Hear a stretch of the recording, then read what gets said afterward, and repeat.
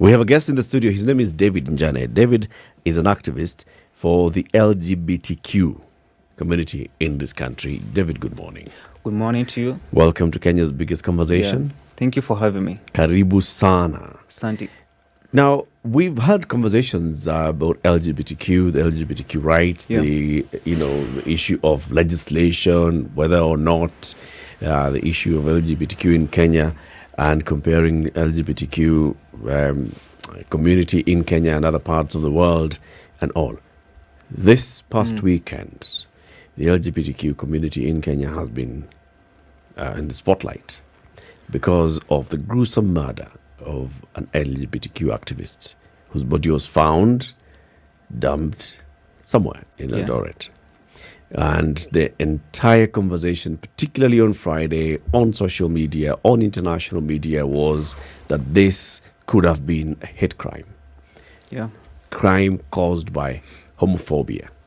And then as investigations are continuing to unravel, then it turns out that, all right, so somebody who, police are dealing with people who are very well known to the person, and the person who's been arrested is somebody who was living with him. Police are saying, we still don't know, we're still conducting investigations, we will go to court after we conclude the investigation. So we don't know yet what happened, the cause of this, the motive, and who was behind the killing. However, it brought to the fore the issues of LGBTQ. Were you among the people? Okay, no, let's, before even we get there. Yeah. As you say, you're an activist. What do you mean by an LGBTQ activist? When I say I'm an LGBTQ activist, what I mean is that I'm an individual who tries to push for rights of a marginalized group. The LGBTQ community is a community that is marginalized. In Kenya, it's one community that has been sidelined. It's one community that has been, let's say, swept under the carpet. It's one community that their issues, whichever they're going through, has not really gotten into the mainstream and everything. So what I mean when I'm saying I'm an activist, what I do is I try to push for some of these rights, to push the issues into the mainstream, into the media. Sometimes try to talk to people who are in positions of power, trying to find if there's a way we can get their issues out there, because they are very important. The issues are very important because they are part of the community. We can't just ignore these people. It's a group of people, and we live among them. In fact, let me tell you, every Kenyan right now at least knows a gay person or a lesbian person. They are aware of a lesbian. They know somebody who identifies as a gay or a lesbian. So we cannot ignore these people, this group of people. Can you so really what say I that do, every Kenyan knows? At least. Are we saying, because for them to know, it means that this person has actually come out to say, I am. Do we have many people in this country who come out to say, I am gay, I am lesbian, I am queer? And that is the saddest part. Many people are not confident enough that if they go out there and if they speak their mind, if they say who they are, they're going to be accepted for who they are. I mean, like, you've seen what happened to Edwin Chiloba. It's very sad. In fact, you could see the reaction at first. People, in fact, thought that this was a hate crime. You see? I mean, like, and that is an issue that I think we need to address about the community, because people are afraid of coming out because they are afraid of being targeted. They are afraid of being singled out. And that is the reason why I think many people who, in fact, I know many gay people and many lesbians and many people who identify as that particular side of the society, and they are afraid of coming out. But the issue, David, like I'm asking, is do people know? Yeah. When we say that there is a vibrant community, for there to be a vibrant community, it's people who've come out and said publicly. Are there many people who've come out in this country and said publicly? Or is it association because you're looking at somebody's mannerisms and therefore you assume because of the way they behave, they could be gay, or because of the way they dress, they could be LGBTQ, but they haven't come out to say it. Yeah, and not many people have come out. Let me tell you the truth. No, not many people have come out. The space that I'm in is a very unique space. the space that I'm in, because I get people who come to me and they talk to me. And the problem is, and as I've told you, the problem that these people are afraid is being targeted. So they won't come out to you. They won't come out to you. They will come to me because I'm a person who has tried my best to show myself that I support these people. I mean, like, you have to be out there and show these people that you support them, that you can that they can trust you. Unless they'll never come to it and they'll never come out. And that is a problem. We need to reach to a point that we are able to accept these people for who they are. Not like necessarily just give them rights, not like just like that. But we need to accept them as part of the society and slowly integrate them. And that is what is going to bring these people out here, and the issues are going to be very well had. So, David, on to what end? Yeah. And I asked this. So, how do you then, as David, identify with them to be able to help? I mean, and then to help in what area? To help to do what? To help to realize what? How do you identify with the community? My place in the community. And why would they come to you? My place in the community is very unique because I offer visibility. You know, what I give these people is I give them a space. I give them that confidence. I give them that area. Like, I just enable them to be who they are. Like, you know what I mean? I just give them a space for them to understand that they are not different from other people. They're not different. These people are not different. But when they are out there, when they are other people, they feel like they're different. They feel like they are targeted. And when they come to me, when they approach me, they feel safe and they're able to talk about their issues with me. So, you know, like, most of the people that I talk to are young people. And you see, like, one thing I like about young people is that they are very much empowered and they are willing to talk and they're willing to come out. But as I've talked to older people, I've noticed that most of them never come out. But let me tell you, there are people who are in their 30s and 40s, people have families who identify as gay, and they never tell anybody around them. They come to me and tell me that, you know, David, I'm ABCD, and so what I do is I offer trust and I offer that space for those people to feel safe, to be able to, but you know, like, I mean, like, life's not always about, life revolves around many things. You need to be emotionally healthy. You need to feel psychologically, life all around, you see? So, you're going to find that there's a gay person, right? Or a lesbian. And she has money, she has a good job, she has everything. But there's one particular area of her life she feels that is incomplete, you see? And that is what I try to do. Yeah. What drove you into this? What led you to become an activist for the LGBTQ? What motivated you? Yeah, I'm going to take you back to when I was in campus. Yeah. When I was in campus, I had a friend. How long ago was this? That was around 4 years ago. Yeah. Had a friend who identified as gay. Yeah. I won't say his name today, but I think he was going to listen to this show. He knows I'm talking about him. Okay. I had this friend. He was gay, and he used to tell me I was his confidant, because one thing, I was able to come down to a place where I was able to understand him, talk to him, and listen to his issue. And he used to tell me that every time they go out he cannot openly talk about his issues. He cannot openly talk. He's afraid of what the reaction is going to be and everything. So the conversations that I had with him, many conversations, it allowed me to see, like, to understand. And he also connected me with other people in the community. And I was able to see that these people, there's something about these people. I mean, like. So what were the issues that he was facing? The issue from him. One of them was hate. Let me tell you, one of them was hate. In fact, they could go to a Where club. Where would hate come from? The hate would come from. If he's living his life, yeah, he does not have any label that says I am gay. Yeah. Why would people hate him? I mean, like, they go, for example, if you're in a club. Let me tell you, if you're in a club, or even in a dating space, or if you're trying to find a partner, let me tell you, some people are targeted for just dating. You see, like, for example, one of the biggest issues he told me that is like being targeted for just being gay. Somebody might just target him randomly. You know, like How?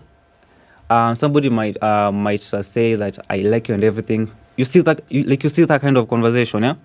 And there's Okay, so somebody hitting on him. yeah, but I think that is a word. Somebody Okay. might hear on him, but their motive is not trying to get to know about him, but it's trying to attack him.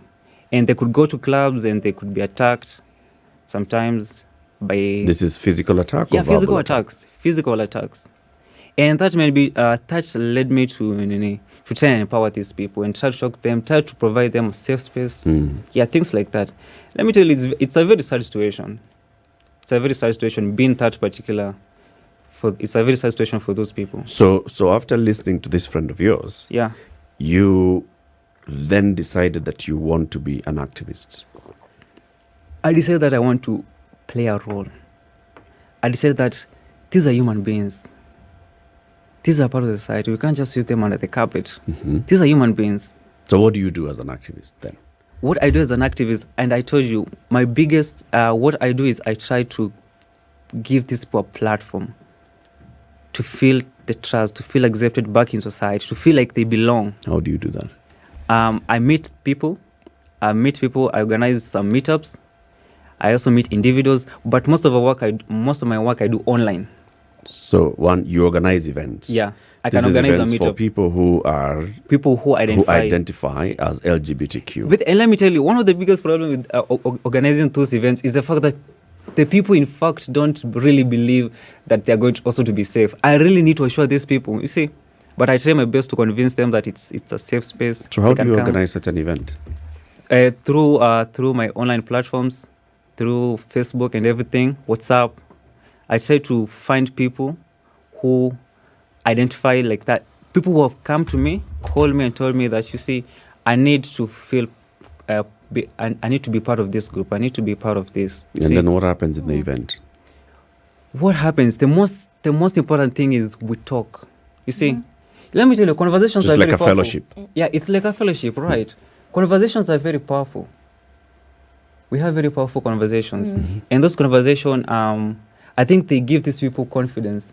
They give them the feeling of being part of something bigger than who they are. Because when they're alone right out there, they feel alone. They feel alone. And when we talk, they feel like they are part of something. Yeah. So so this is the thing. Yeah. How is this something then translating into their lives being made better, as is different from having a conversation with people? Yeah. Because some of the things that we hear on a regular basis is people being stigmatized, is people being held prejudice against. There are people then who are discriminated against for 1, 2, 3. So how does it actually help to make a difference? How does it start to handle things of homophobia? How does it work for them to actually be part of this, and then they find that these things are either eliminated in their lives or that things are actually getting better? You see, these conversations that we have with these people are not only targeted to these people. You see, like this song that has an appeal not only to the community, but to the larger Kenyan community. It has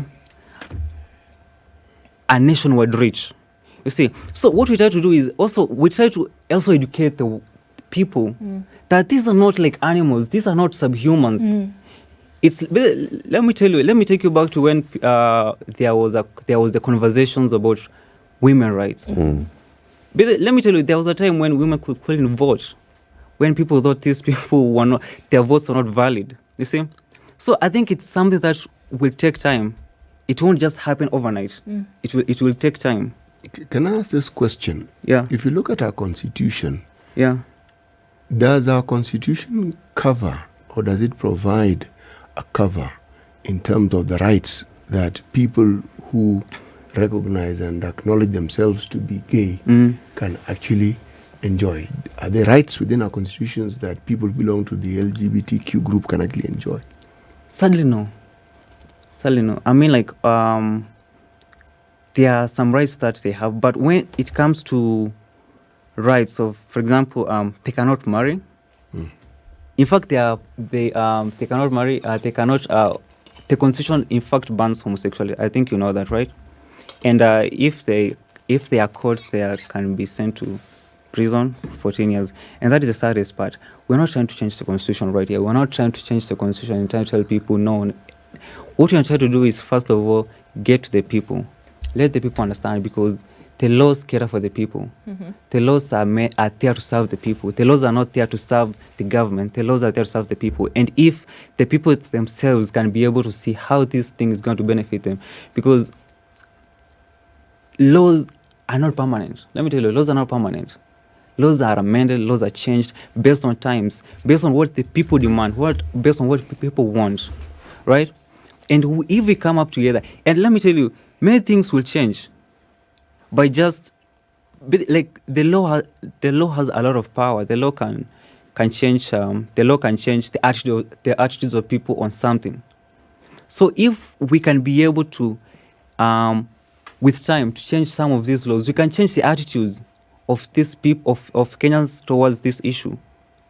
Yeah, and You could, but you see, there's what you may call the socialization of a people within the context of a country, and you'll find the people adhere to what we call, within the socialization, what we call the cultural norms that people are brought up with.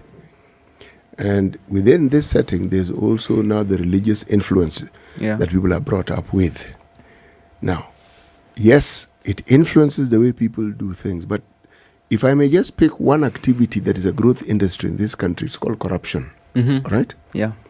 It is against the law to bribe, but people bribe as though bribery is going out of fashion. I mean, it's like you every opportunity, and why? Because bribery provides you with a shortcut. Okay? Yeah. So there is, yes, what the law states, then there is what people find to be convenient, even when it goes against laws that are laid down. And then our constitution has something called a Bill of Rights. It's very broad, but within that Bill of Rights, would you then not say that whether you are LGBTQ or not, as a citizen of this country, those laws or those rights also cover you as an individual? So, I mean, even as you're fighting for the rights of David, are you a member of the LGBT community? Are you one of them to be able to then fight and represent the rights which you feel are important to them? I work with the community. Let me tell you, I work with the community. The reason why I'm saying this is because, I mean, it's the same way. You don't have to be a woman to fight for women's rights. No, I asked the question. Yeah. I'm asking, I'm are not you gay. I'm not lesbian. But I think this thing is important. I'm not. I'm not part of that community. Let me just say that I'm not part of the queer community. But I think it's important that we are able to recognize these people. Let me tell you, there's an issue of mental health. And that is something that is really affecting these people.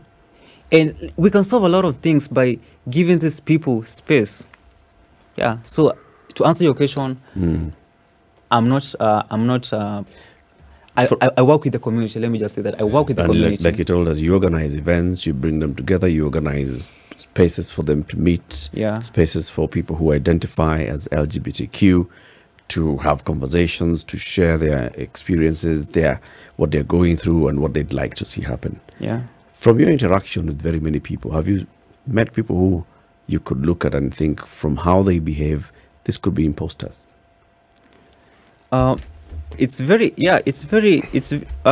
tell you, you cannot identify a gay person by just looking at them physically. It's very difficult. But once you interact with them, it's very difficult. Once you interact, okay, the people that you work with, do they talk about, so and so? Maybe we are operating in what we think to be a safe space, but there's an imposter who's here, who is, like you said, people would hit on your friend, not because they were really interested in them, but because they were just imposters who wanted to harm them. Yeah. Let me tell you, in your events, do you get such people? And that is where I was going. So first of all, you cannot identify a person whether they are gay or not by just looking at them. It's virtually impossible. The same way you cannot tell thoughts of a person by just looking at them. Some people walk in plain sight. People walk in plain sight, and they are part of the community, but you can never tell. it's virtually impossible to tell. So to answer your question, I mean, like it has to be it. I mean, like you just have to develop trust. Like sometimes it's about trust, and that is the issue. Some people are abusing this trust. There are some people who are abusing this trust, and we still have that problem right now in Kenya. There are some people who are abusing this trust because when we come together in a group and we are talking about these issues, right? We need to be open to one another because we need to discuss the issues that are affecting us. So there are people who might come there, but it's not very often that they come. I've never myself really been in a situation where I've been like verbally attacked, like seriously, But let me tell you, there are some people who are abusing this trust, and it's very bad, and it's very and it's a very sad situation. So there are people who are imposters. Yeah. There are Are we people going into a who break? claim to be and they're not. There are people also who claim to be activists. Yeah. But they are only here to see how they can take advantage Yeah. of this community and maybe ride a gravy train. Yeah. This is the Situation Room, the only way to start your day. Conversation continues. This is a Situation Room, Kenya's biggest conversation. Remember, Showmax wants you to join them. You get to watch all the best content, movies, documentaries, sports. You can actually get to watch live TV depending on the Showmax package that you choose, where you get to watch live news channels, live sports, and like you could have watched World Cup live on Showmax. And this is watching Showmax on your smart device, either your smart TV, your gaming console, or your smart mobile device, including City Muga's Samsung Galaxy Tab S8 Ultra with an S Pen.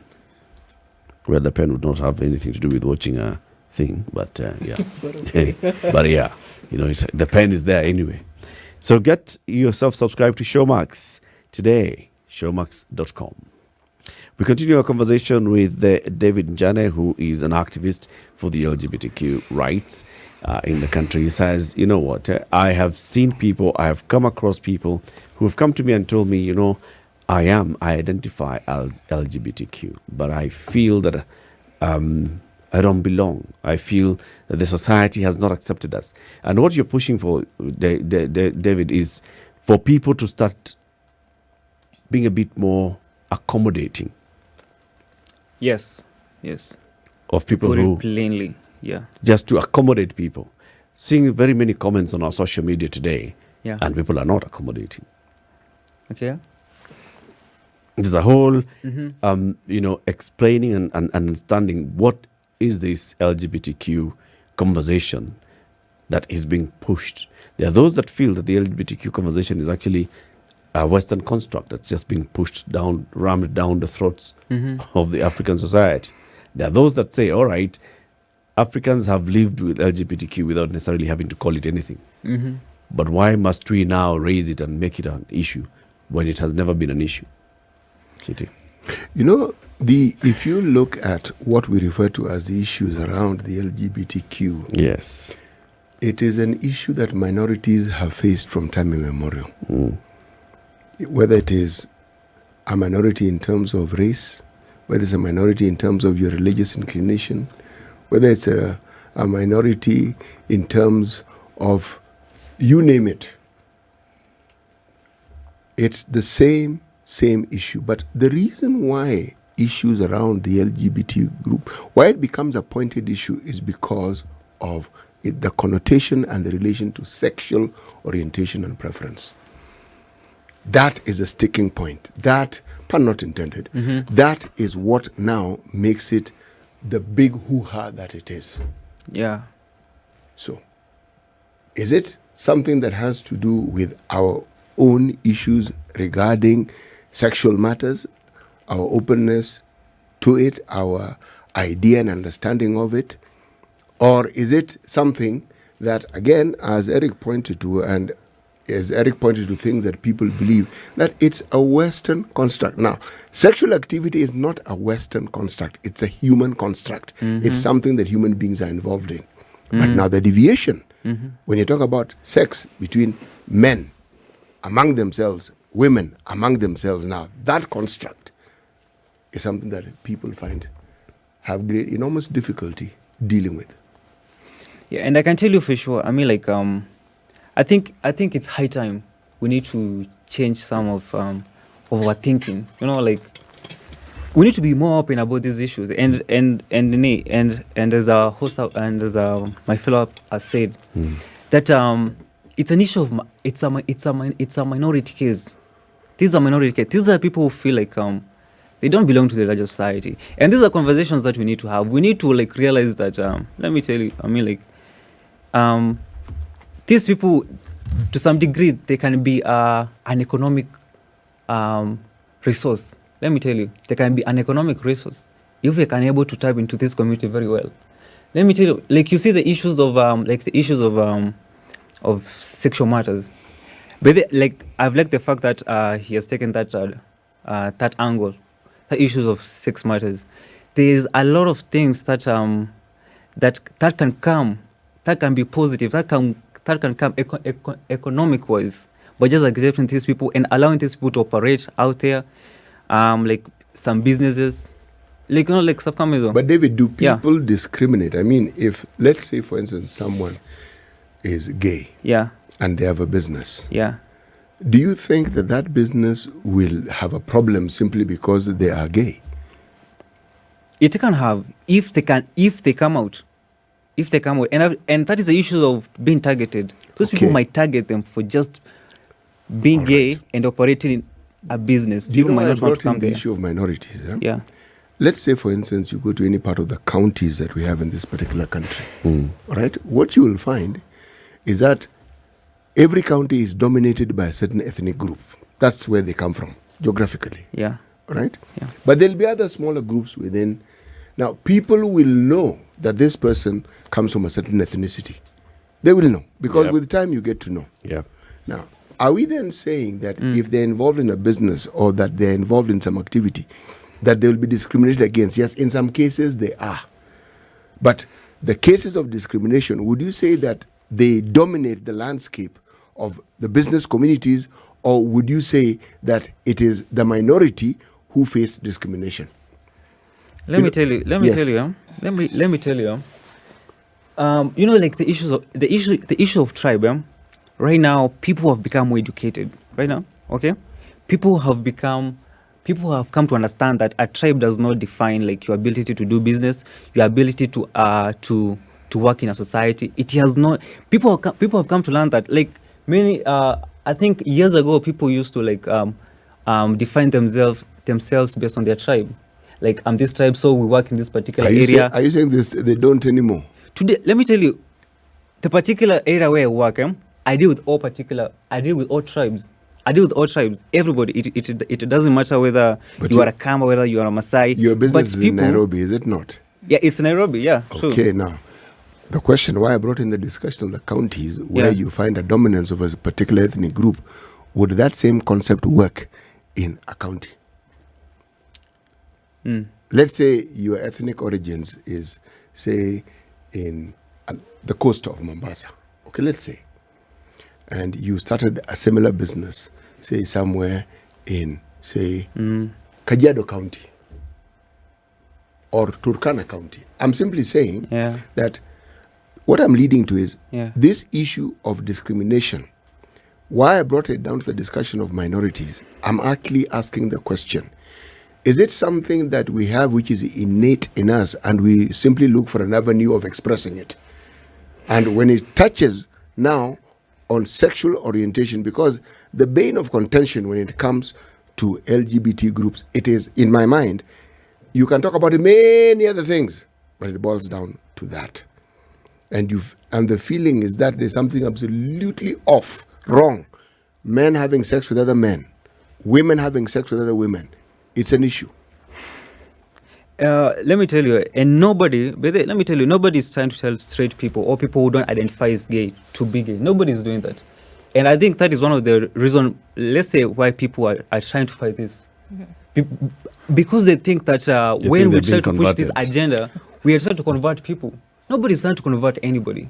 And I think that could be the biggest problem because, like, for example, a mother could be at home with her kids and she's afraid that if the kid sees a man kissing a man, then the kid will turn into gay and stuff like that. And I think that is the issue. People think that we are trying to convert people. We are trying to turn people into something that they are not. And nobody is doing that. What we are trying to do is trying to make people, trying to help the people who are already like that come out and accept themselves for who they are, and not be and not be afraid, and not be forced to engage in relationships that they are not really comfortable with. Because I think there's something about being emotionally healthy and being psychologically healthy that is really important for a fulfilled life, for a complete life, for a life that you feel is really worth it. Yeah. So, what you're saying is that there's no real push to have anybody converted, but what there is now is for people to be accepting of anyone who's LGBTQ or anybody else for that matter. So you're saying the push really is to have people accepted and to get them to be part of society without any issues of discrimination whatsoever. Let me take you back to the US elections back in 2020. There was a candidate. I don't know if you really followed those elections. I think you followed those elections very well. There was a candidate who was gay, and he went on to and he used to go to rallies, to TV stations, and he would proclaim that he's gay. And there was and the society didn't measure his ability to do politics, to run the nation based on his sexual orientation. You see, the same way we want women and the youth and the people with disability to be able to participate in the nation building process without being discriminated, without being marginalized or being defined by what they are or what they identify as. You see, so we want to be able also to push these people to be able to participate in our society fully, just openly, who they are, without lying, without covering themselves with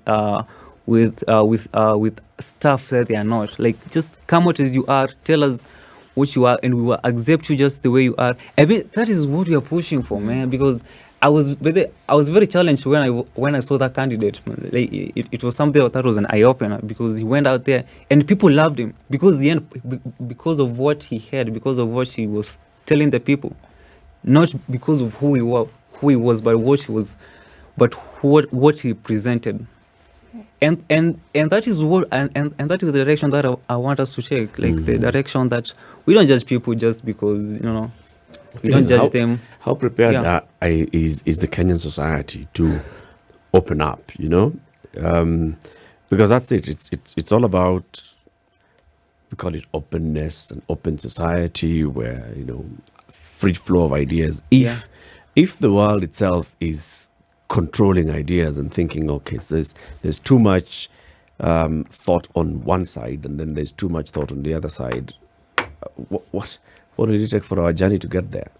Let me tell you, It's gonna take over the years, I've come to understand the power of media, the power of governments, the power of let me tell you, in fact, it starts with the media, and it's going to take a long time, but we need to be able to change some of these conversations, because I mean, like TV shows, the media, everything. We need to shape our society in a way that does not sideline some people. It's going to take a long time. It's not easy, because it will take a lot of effort. It's been many years. It's been many years we've been trying to do this, but sadly, as Edwin Lekapo Chiloba died, and there was an uproar. So that was an eye-opening situation for me, because it told me that people, deep down in their hearts, they are still against. They still feel some form of resentment, because the first reactions were very hateful. The first reactions were like, oh, maybe it's good that he went, maybe stuff like that. People were praising the. But surely, David, the people who commented, would they form a majority? I mean, would they represent a majority of sentiment about this? Because even if someone declares themselves to be gay, I mean, is the death of an individual is the death of an individual. Yeah. Now, the manner in which this young person died is terrible. It doesn't matter what his orientation is, whether he was an atheist, a Satanist, it doesn't matter. Because he's a citizen of this country, he is someone's brother, he is part of this society. Now, that we have an issue, and I'm saying we because according to what you're saying, Yes. many people had an issue. But I'm asking, we just came from an election. Yeah. Did you see the amount of bile and vile comments that people were expressing when it came to election? Did you see? This election wasn't violent, but in past elections, we've had those things. My question about what I call the inherent bias that we tend to have and which look for an opportunity to express itself, more so with something we don't fully understand. Now, what Eric mentioned with regard to the Western influence, yes, we've had gay people in African society, but how did we handle the matter? How did we approach it? Okay. How was it handled? How's it handled? People knew, and it was not something that people advertised or talked about. It was known, and people talked about it quietly, and that was it. That was simply it. It was accepted. So and so. Put it. It was never amplified. But No. Neither was it criminalized. Not really. It's like knowing that someone is a night runner. Okay, Yeah. that's their inclination.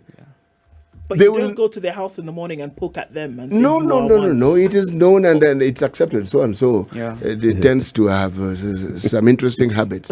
When night falls. And when night falls, and it is left that way. Yeah.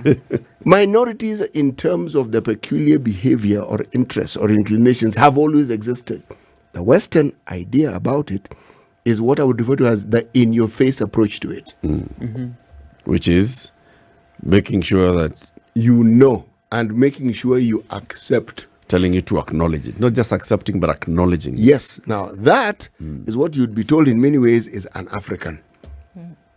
And let me tell you, you see, today we live in a democratic world. You see, like, okay, we live in a world where there's a constitution. It's a global village. It's a global village. Yeah, we have laws, we have constitutions, and we have reached a point where, I mean, like, we need to all feel represented in that constitution. We all need to feel like we have a place in that constitution, because this constitution defines every single part of our lives. We don't live in a world where we have a part of Kenya that is not governed by the constitution. If that was possible, we could have accepted your idea that we can just leave them like they are gay. We can leave them. But we live in a country where every particular every action that you engage People in are is tied governed by the together. constitution. Yes. So we need to have a section. There needs to have a section in the constitution that deals with this particular group, that recognizes these people. Because if for example a person was arrested for being gay, you see, like, there's a particular part of the constitution that is going to criminalize them, right? But if there was that particular part of the constitution, because we can just accept these things for just being there. We can just accept them. But what if you are caught? What if you are caught? Then the minute the constitution will criminalize. So every part of your action is governed by the constitution. And for these people to feel safe, we need to create a part of the constitution that It doesn't discriminate. The Constitution says don't discriminate on gender, on sexuality, or does. any of those things. Yeah, it does. It's the penal Okay, yeah. code that has Yeah. issues with the activity. And this is Yeah, the the sexual activity. Yeah. It's called But- considered indecent. Yes. And that's But what I meant. If you're you caught in that dressing, particular you area. walking, you talking, you living, that is your business. Yeah. Now, the thing about, a society being accepting, you mentioned even atheists and such. Yes, and Satanists. Do you think Kenyans are actually just, so you're an atheist, so you live your life. You're a Satanist, you live your life. You're You're a witch? a witch, live your life. Just don't live in certain parts of the country. That's the thing, As we talk about this openness and, LGBTQ rights, then the atheist rights, then, rights to freedom of expression, freedom of association, freedom of worship, freedom of all these things.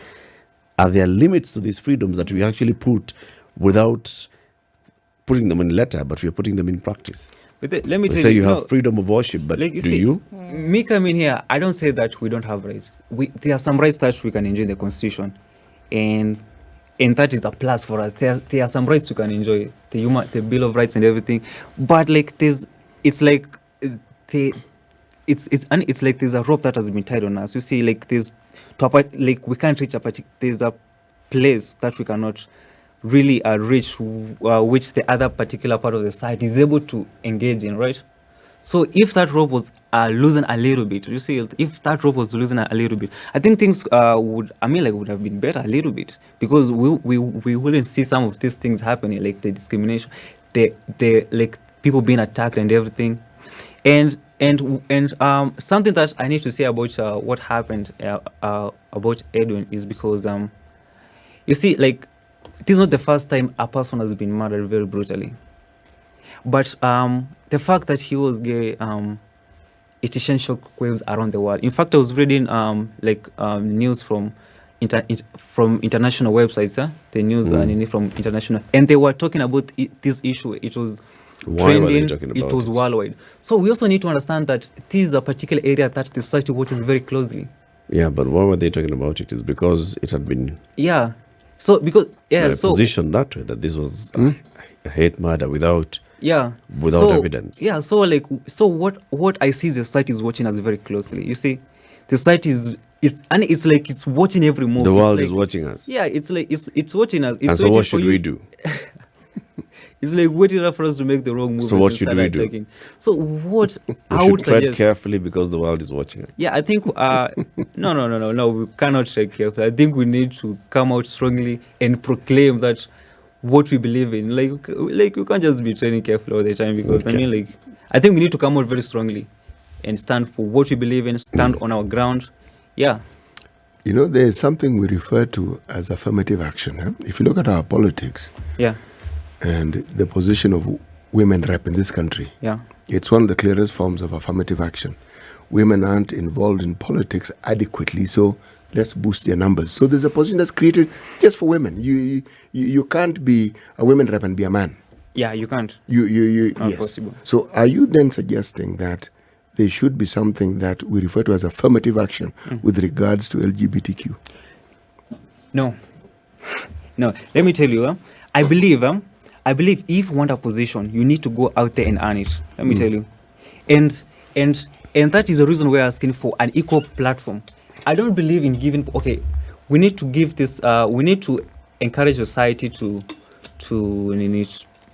be able to go to a particular positive, likable direction. But if we want these people in power, we need to be able to empower them to go out for these seats, to go out for these positions, and not just give them just like that. We can't just be creating positions for everyone, like women, gays, and everything. No, we need to have people who are going to stand in the society and proclaim their mind, and just not give these people legit positions. Okay. Let them go out there and fight for them.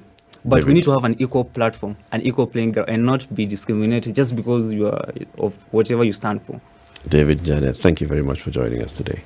Yeah, thank you. Asante sana. David NJANE is an activist for the LGBTQ. He says he has friends and he knows people who are LGBTQ, and he advocates for their rights. Says they ought to be heard, they ought to be given space in the community. Keep it here for more conversations